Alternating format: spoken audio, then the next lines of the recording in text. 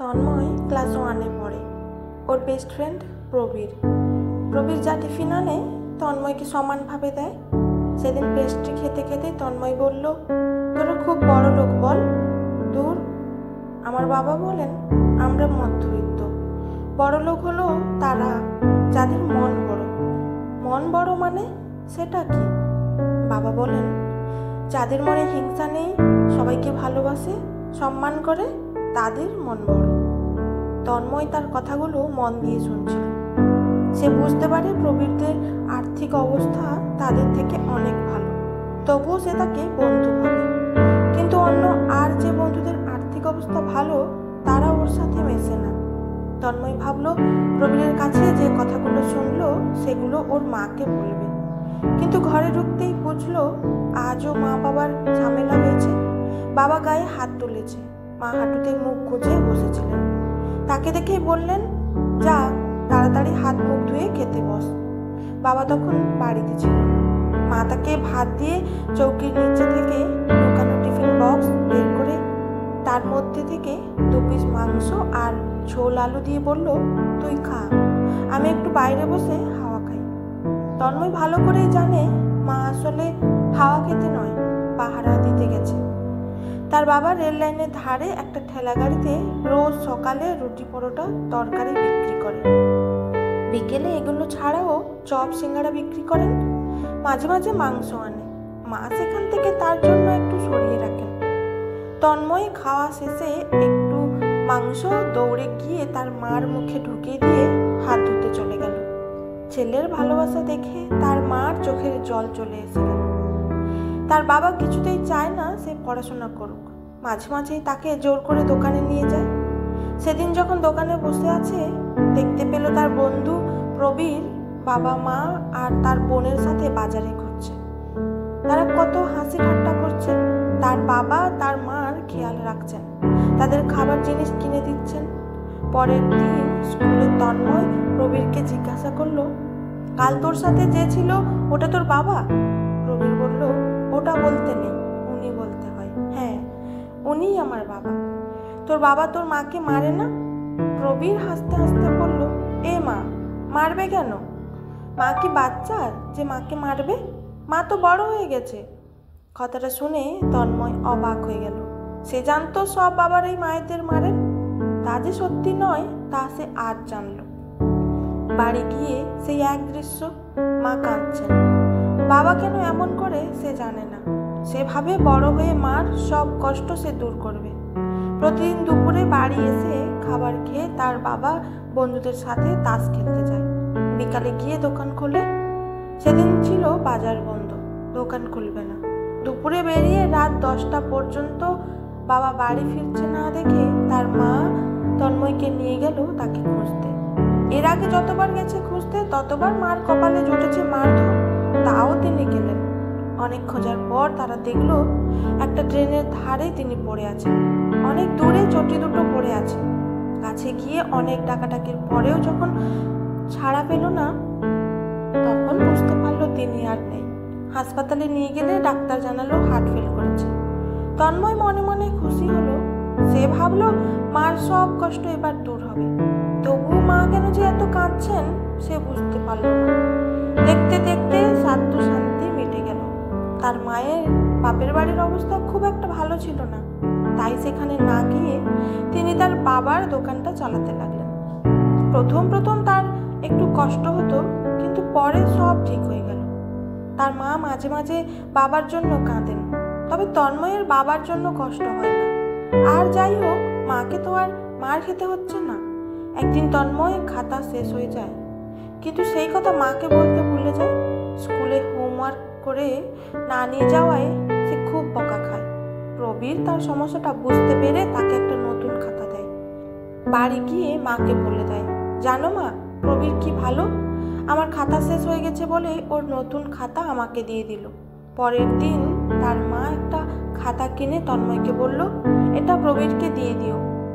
বন্ধুকে সাহায্য করবে, সেটা খুবই ভালো। কিন্তু আমাদের কিছু নেই ভেবে কেউ কিছু যদি দেয় সেটা কখনো নেবে না। কারণ আমাদের পয়সা কম থাকতে পারে, তবে আত্মসম্মানটা অনেক বেশি দামি। দেখতে দেখতে তন্ময় বড় হতে লাগলো। প্রবীরের সঙ্গে বন্ধুত্ব আরও গাঢ় হলো। তার মা রাত দিন কষ্ট করে তাকে বড় করতে লাগলেন। উচ্চ মাধ্যমিকের পর তন্ময় তার মাকে বলল, মা, এখন আর তোমাকে দোকানে বসতে হবে না, দোকান আমি চালাবো।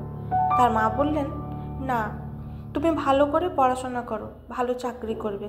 দোকানে একবার ঢুকলে ব্যবসায় মন বসে যাবে, তখন আর ভালো করে পড়াশোনা হবে না।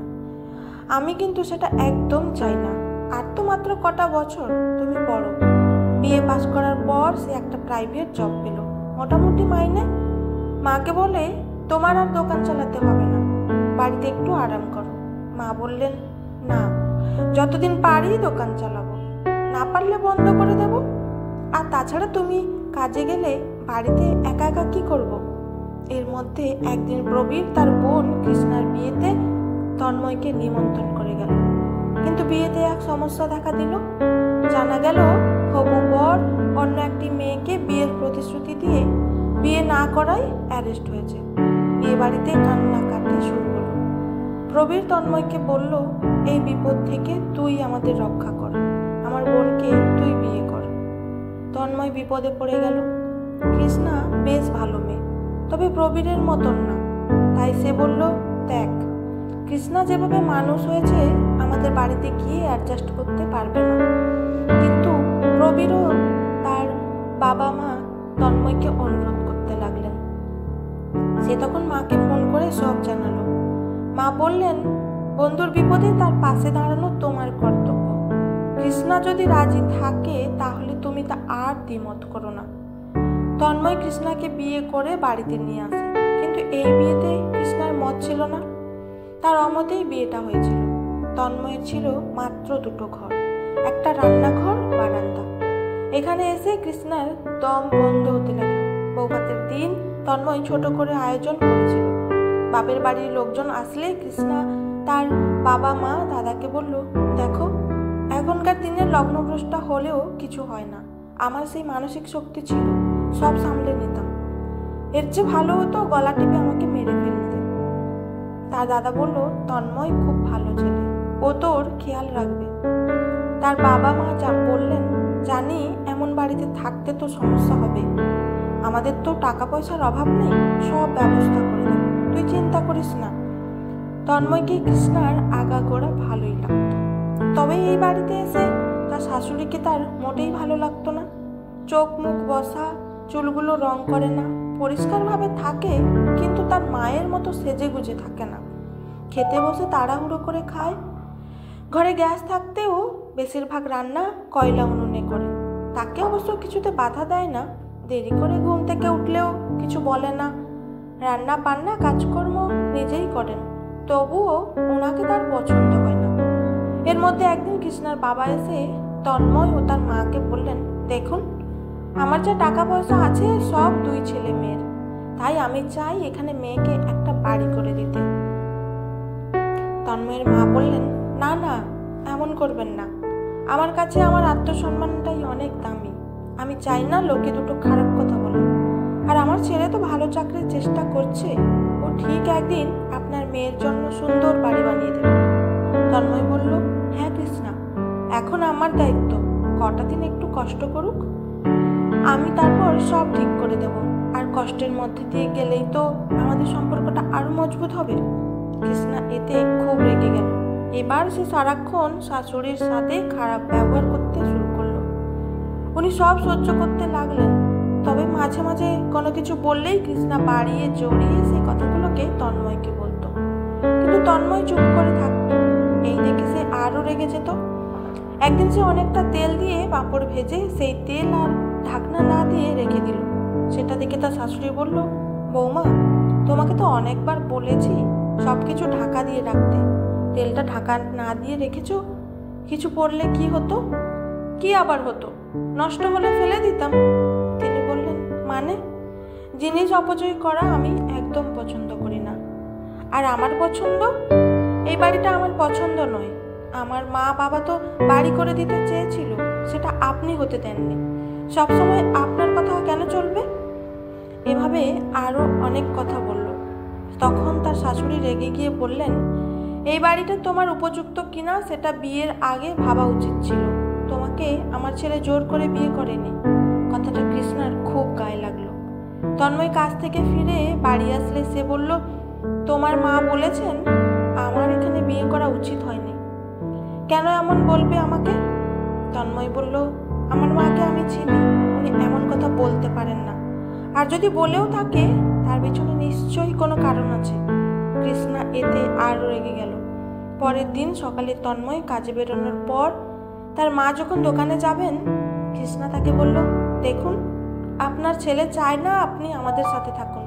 আপনাকে আপনার ছেলের মাথার দিব্যি, আপনি আর এই বাড়িতে ঢুকবেন না।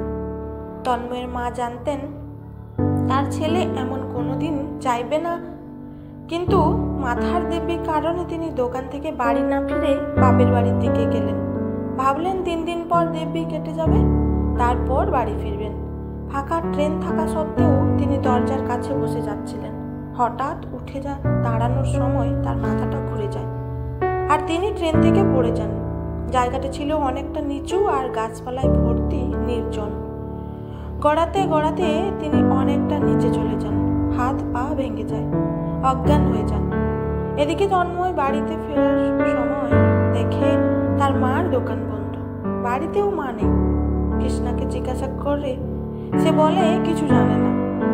মাকে ফোন করে, কিন্তু ফোন বাজলেও তিনি রিসিভ করেন না। তখন সে ছুটে গেল লতিকা কাকির কাছে। লতিকা তার মায়ের সবচেয়ে প্রিয় বন্ধু, তাকে মনের সব কথা বলে। লতিকা বলল, তোর মা তো মামার বাড়ি গেছে। তন্ময় বলল, না, সে হতে পারে না। দিদা মারা যাওয়ার পর মা কোনোদিন মামার বাড়ি যায়নি, আজ কেন যাবে? খুব জোর করে লতিকা তাকে সব বলল। সে ছুটে গেল প্রবীরের কাছে। প্রবীর অনেকবার ফোন করলো, কিন্তু তিনি রিসিভ করলেন না। তারা বুঝতে পারে কিছু একটা অঘটন ঘটেছে, তাই থানায় যায়। থানা থেকে কল লোকেশন বের করে চলে যায় সেইখানে। রাতের অন্ধকারে অনেক খোঁজাখুঁজির পর প্রথমে তার মার ফোনটা খুঁজে পায়, তারপর মাকে খুঁজে পায়। হাসপাতালে তাকে ভর্তি করা হলে ডাক্তার জানায় তার অবস্থা খুবই খারাপ, শরীর থেকে অনেক রক্ত বেরিয়ে গেছে, তাই যে কোনো কিছু হতে পারে। অনেক টাকার দরকার চিকিৎসার জন্য। প্রবীর টাকা দিতে চাইলেও তন্ময় না করে দেয়। প্রবীর তার হাতটা ধরে বলল, দেখ কাকিমা আমারও মার মতো, এখন আত্মসম্মানের কথা না ভেবে ওনার জীবনের কথা ভাব। তন্ময় টাকাটা নিতে রাজি হয়ে গেল। কৃষ্ণা সেসব জানতো না। বাড়ি গিয়ে দেখে কৃষ্ণা নিজের গয়না লুকাতে ব্যস্ত। কারণটা বুঝতে আর দেরি হলো না। কিছুদিনের মধ্যে তিনি সুস্থ হয়ে বাড়ি ফিরলেন। তবে কৃষ্ণা তাকে দেখতে একবারও হাসপাতালে গেল না, বাপের বাড়ি চলে গেল। তন্ময় বিবাহ বিচ্ছেদের সিদ্ধান্ত নিল। মা প্রথমে রাজি ছিলেন না, অনেক বোঝানোর পর রাজি হলেন। কথাটা জানার পর প্রবীর ও তার বাবা মা বললেন, আর একবার ভেবে দেখলে ভালো হতো না? তন্ময় বলল, আসলে আমরা দুজন নদীর 2 কূলের মতো, কোনোদিন এক হতে পারবো না। কৃষ্ণা বলল, এক হতে চাইলেও তোমার মা কোনোদিন হতে দেবেন না। এই কথা শুনে তার বাবা বললেন, এই যা কিছু হয়েছে সব তোর জন্য, তাতেও তোর কোনো অনুশোচনা নেই? এই শিক্ষা দিয়েছি তোকে? তন্ময় বলল, মা আমাকে ছোট থেকে খুব কষ্ট করে মানুষ করেছেন, কোনোদিন কোনো কষ্ট বুঝতে দেয়নি। তাকে যে কষ্ট দেয় তাকে আমি কোনোদিন সম্মান করতে পারবো না, ভালোবাসতে পারবো না। সম্মান আর ভালোবাসা ছাড়া কোনো সম্পর্ক কখনো টিকে থাকে না, তাই আমাদের আলাদা হয়ে যাওয়াটাই ভালো। এরপর তারা আলাদা হয়ে যায়। কয়েক বছর পর সে ভালো চাকরি পায়, বাড়ি করে আবার বিয়ে করে। আর তার নতুন জীবনসঙ্গিনী তার মায়ের